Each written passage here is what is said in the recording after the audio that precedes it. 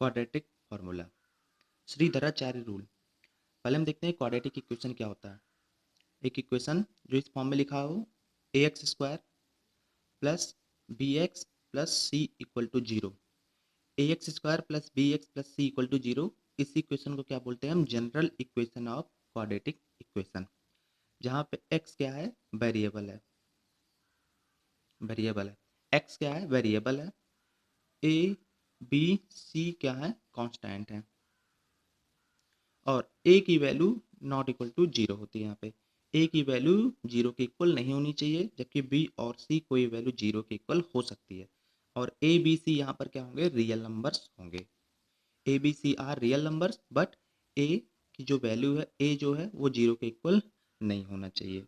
इसी को क्या बोलते हैं हम? Quadratic equation. A x square plus b x plus c equal to zero.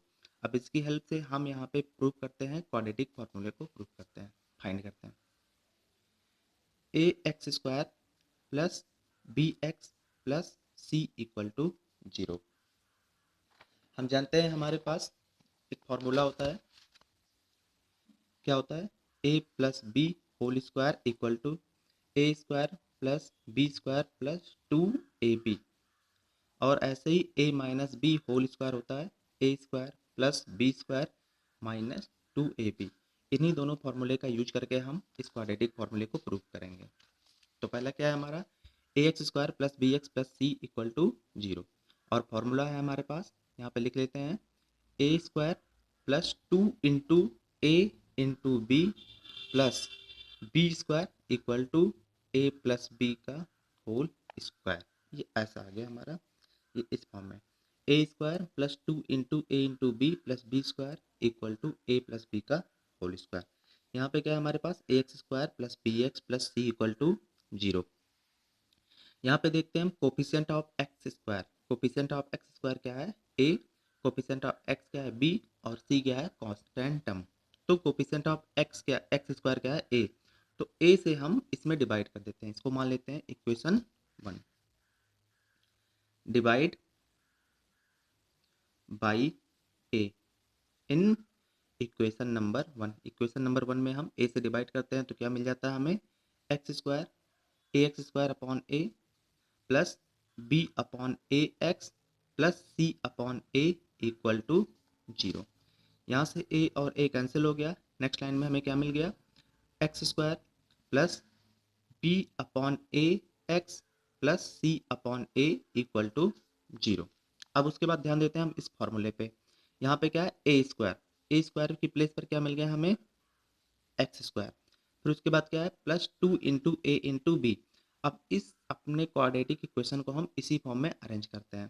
तो क्या करेंगे हम? एक्स स्क्वायर प्लस, फॉर्मूले में क्या है यहाँ पे? टू। तो हम इस पार्ट में टू से मल्टीप्लाई कर देते हैं। टू से मल्टीप्लाई किया और बाद में क्या? ए। और यहाँ पे ए की प्लेस पर क्या आ रहा है? X square. तो हमने क्या रख दिया? यहाँ पे एक्स रख दिया। इनटू बचा हमारे पास क्या? बी अपॉन ए। तो हमने बी अपॉन ए यहाँ पे लिख दिया इस फॉर्म में। और टू से हमने मल्टीप्लाई किया है तो हमें टू से डिनोमिनेटर में भी मल्टीप्लाई करना होगा। तो यहाँ पे क्या हो गया? B upon two a. बचा क्या है? Plus c upon a equal to zero. इस पार्ट को एक बार फिर से हम समझते हैं। क्या किया गया है यहाँ पर? एक्स स्क्वायर हमारे पास पहले से ही था, बी अपॉन ए इंटू एक्स। इसी पार्ट में हमें यहाँ पे चेंज करना है। तो देखते हैं फॉर्मूले में पहले क्या है। फॉर्मूले में ए स्क्वायर, ए स्क्वायर की प्लेस पर क्या मिल गया? X square. मतलब ए की प्लेस पर हमें क्या मिला? एक्स मिला। Plus two into a into B चाहिए हमें। तो टू चाहिए हमें। हमारे इस प्लेस पर देखते हैं, हमारे यहाँ पर टू नहीं है, तो हमने क्या किया? न्यूमरेटर में टू से मल्टीप्लाई कर दिया। साथ में एक्स को पहले लिख लिया, बाद में क्या बचा? बी अपॉन ए को हमने यहाँ लिख दिया। अब हमने टू से न्यूमरेटर में मल्टीप्लाई किया है तो टू से हमें डिनोमिनेटर में भी मल्टीप्लाई करना होगा, वही हमने कर दिया। Plus c upon a equal to zero. आगे क्या आ गया? X square plus two into x into b upon two a, b upon two a. अब यहाँ पे देखते हैं a square plus two into a into b plus b square. अब देखते हैं यहाँ पे x square plus two into x into b upon two a. मतलब ए की प्लेस पर क्या आ गया? यहाँ पर एक्स, ये टू मिल गया। ए की प्लेस पर यहाँ पर क्या है? एक्स। और बी के प्लेस पर पूरा क्या आ गया? बी अपॉन टू ए। और आगे हमें क्या चाहिए? बी स्क्वायर, तो हमने क्या किया यहाँ पर बी की प्लेस पे जो वैल्यू है उसी का स्क्वायर करके हमने ऐड कर दिया। बी अपॉन 2a का होल स्क्वायर हमने ऐड कर दिया। क्यों? क्योंकि हमें क्या चाहिए यहाँ पे बी स्क्वायर, और b की प्लेस पर इस जगह पर क्या आ रहा है b अपॉन 2a। तो हमने क्या किया b अपॉन 2a का होल स्क्वायर ऐड कर दिया। क्यों स्क्वायर क्यों किया? क्योंकि यहाँ पर भी स्क्वायर है।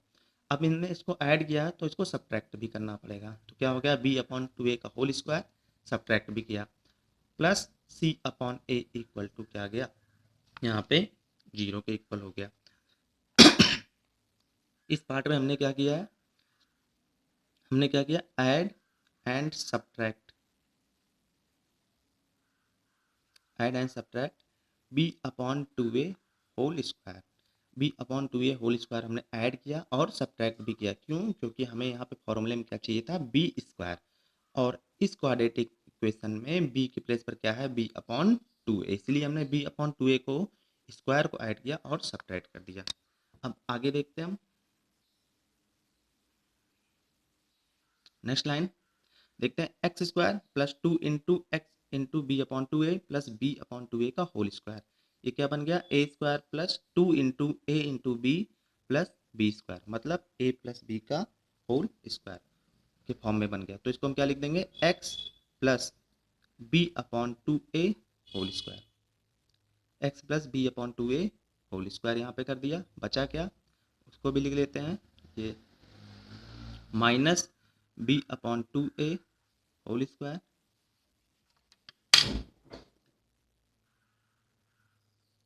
Minus b upon 2a whole square और plus c upon a equal to क्या मिल गया 0। आगे सॉल्व करते हैं यहाँ पे x plus b upon 2a whole square, इन दोनों पार्ट को हम राइट साइड में ट्रांसफर कर देते हैं। तो ये पॉजिटिव है, राइट साइड में आके क्या बन जाए, सॉरी नेगेटिव है तो राइट साइड में आके बन जाएगा ये positive b upon 2a whole square, b upon 2a whole square, और ये प्लस में है इधर क्या आएगा माइनस c अपॉन a बन जाएगा। ठीक है, अब इसको आगे हम सॉल्व करते हैं। यहाँ पे क्या आ गया b square upon 4a square minus c upon a, और आगे इसको हमने सॉल्व किया तो डिनोमिनेटर में इन दोनों का एलसीएम क्या मिल गया हमें 4 अपॉन ए स्क्वायर, 4 अपॉन ए स्क्वायर मिल गया।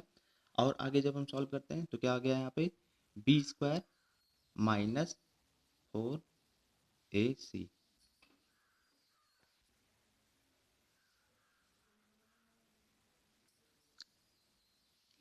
B square minus 4ac upon 4a square. इसको हमने सॉल्व कर लिया। आगे आगे सॉल्व करते हैं। इधर क्या हमारे पास x plus b upon 2a whole square equal to b square minus 4ac upon 4a square. इसको आगे सॉल्व करते हैं। यहाँ से क्या मिल जाएगा x plus b upon 2a equal to square को हमने इस साइड में ट्रांसफर कर दिया, तो ये क्या बन गया square root b square minus 4ac upon 4a square. और इस तरह से क्या मिल गया, न्यूमरेटर ऐसे ही रहेगा बी स्क्वायर माइनस 4ac और डिनोमिनेटर में क्या आ गया 2a स्क्वायर था, इसका स्क्वायर रूट फाइंड कर लिया तो क्या मिल गया 2a। और यहाँ से x plus b upon 2a, sorry ये स्क्वायर नहीं रहेगा, x plus b upon 2a equal to मिल गया b square minus 4ac upon 2a, और यहाँ से x इक्वल टू मिल गया हमें माइनस बी अपॉन 2a।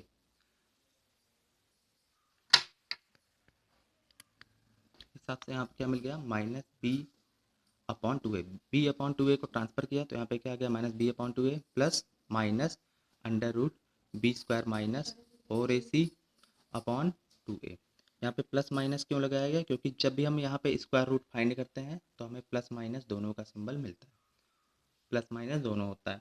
तो क्या आ गया यहाँ पे minus b upon 2a plus minus under root b square minus 4ac upon 2a, और इसको हमने क्या लिख दिया minus b plus minus under root b square minus 4ac upon 2a, और यहाँ से क्या मिल गया x की वैल्यू हमें मिल गई, x इक्वल टू क्या मिल गया minus b plus minus under root b square minus 4ac upon 2a।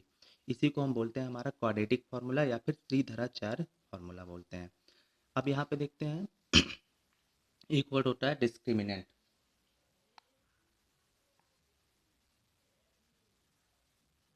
एक वर्ड होता है डिस्क्रिमिनेंट जिसको हम डिनोट करते हैं डी से।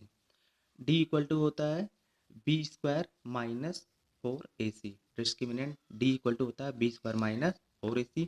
तो यहाँ पे x इक्वल टू क्या लिख सकते हैं हम, minus b plus minus under root D upon 2a।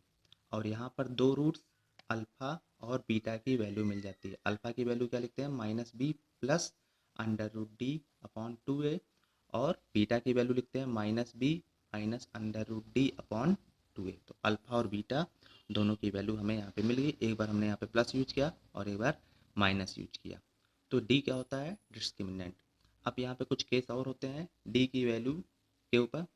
तो अगर डी की वैल्यू क्या है, ग्रेटर देन 0 है, तो क्या होता है, roots are real and unequal.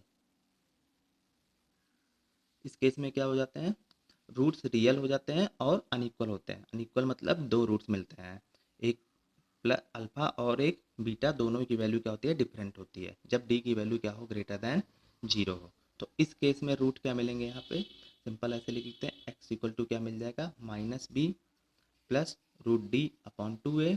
और दूसरा क्या मिल जाएगा, x equal to minus D minus b minus root D upon 2a। दो वैल्यू मिल जाती है, अल्फा और बीटा भी इन्हें बोल सकते हैं। तो क्या हो गया, D greater than 0, roots are real and unequal.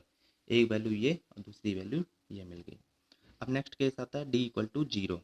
अगर डी की वैल्यू डिस्क्रिमिनेंट की वैल्यू 0 हो जाए तो क्या होता है, roots are real and equal. Roots are real and equal, D की वैल्यू 0 हो जाती है तो रूट्स होते हैं रियल और इक्वल होते हैं। तो इस केस में x इक्वल टू क्या मिल जाता है, माइनस बी अपॉन 2a, और x equal to minus b upon 2a। मतलब ये अल्फा बोल सकते हैं और इसको बीटा बोल सकते हैं। अल्फा बीटा दोनों ही क्या मिल गया, minus b upon 2a minus b upon 2a। क्यों, क्योंकि जब डी की वैल्यू 0 हो गई तो ये पूरा पार्ट यहाँ पे क्या हो जाता है, 0 हो जाता है। तो बचता है क्या, माइनस बी अपॉन 2a। अब नेक्स्ट केस आता है डी लेस देन 0 हो जाए। डी लेस देन 0 हो जाए तो क्या बोलते हैं इस केस में, रूट्स आर इमेजिनरी। इमेजिनरी या फिर हम बोलते हैं नो रियल रूट्स। हम यहाँ पे कोई भी रियल रूट्स फाइंड नहीं कर सकते। क्यों, क्योंकि डी की वैल्यू जब नेगेटिव हो जाएगी तो यहाँ पर स्क्वायर रूट के अंदर क्या आएगी, एक नेगेटिव वैल्यू, जो कि क्या होती है, इमेजिनरी वैल्यू होती है।